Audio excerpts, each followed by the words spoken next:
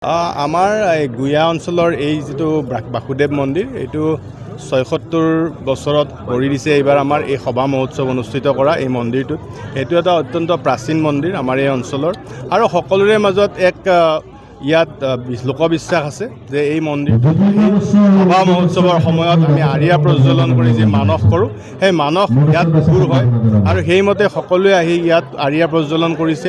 সুন্দৰভাৱে এক ধৰ্মীয় পৰম্পৰা ৰীতি নীতি ৰক্ষা কৰি সুন্দৰভাৱে ইয়াত আমাৰ সভা মহোৎসৱ অনুষ্ঠিত হৈছে প্ৰতি বছৰৰ দৰে এইবাৰো। আৰু এই পৰিৱেশৰ জৰিয়তে আমি ভাবোঁ যে সমগ্ৰ অঞ্চলটোত আধ্যাত্মিক এক বাতাবৰণ সৃষ্টি হৈছে সুন্দৰভাৱে আৰু এই আধ্যাত্মিক বাতাবৰণে আমাৰ কেৱল মাত্ৰ গুয়া অঞ্চলে নহয়, এই বাতাবৰণ বিয়পি যাব সকলো অঞ্চললৈকে কামৰূপ জিলাৰ তথা ৰঙিয়া বিধানসভা সমষ্টিৰ অন্তৰ্গত প্ৰতিটো ঠাইলৈ। তাৰ লগত এই যিটো আধ্যাত্মিক বাতাবৰণ এই বাতাবৰণটোৱে আমাক সকলোকে উৎসাহিত কৰিব, উদ্বুদ্ধ কৰিব যাতে আমাৰ মাজত থকা যি সনাতনী একতা সেই একতা আৰু অধিক শক্তিশালী কৰি তোলাৰ ক্ষেত্ৰত। গতিকে মই ভাবোঁ যে প্ৰভুই সকলোকে আশীৰ্বাদ দিব, সকলোকে যি ইপ্সিত লক্ষ্যলৈ ইয়ালৈ আহিছে সেইসমূহ পূৰ কৰাৰ কাৰণে তেখেতৰ আশীৰ্বাদ লাভ কৰিবলৈ সক্ষম হ'ব। আমিও প্ৰভুৰ শ্ৰীচৰণত প্ৰাৰ্থনা জনাইছোঁ সকলোৰে জীৱনৰ পৰা অপায়মংগলসমূহ দূৰ কৰি যাতে তেওঁলোকক ধনে ধান্যে জাতিষ্কাৰ কৰি সুন্দৰভাৱে সুখেৰে থাকিবলৈ তেখেতে আশীৰ্বাদ দিয়ে আৰু সকলোৱে যাতে ইপ্সিত লক্ষ্যত উপনীত হোৱাৰ আশীৰ্বাদ প্ৰদান কৰে।